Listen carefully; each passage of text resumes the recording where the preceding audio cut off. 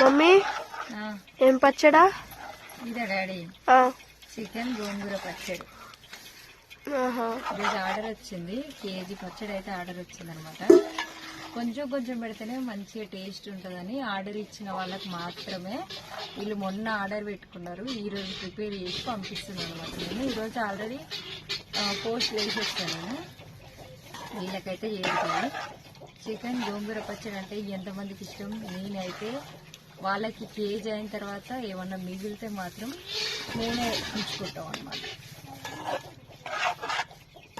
ఈ పచ్చడి రేట్ వచ్చి 1300 కేజీ. మీరు కూడా ఆర్డర్ చేసుకోవాలనుకుంటారా? 9059077109 వాట్సాప్కి వచ్చి ఆర్డర్ చేసుకోండి.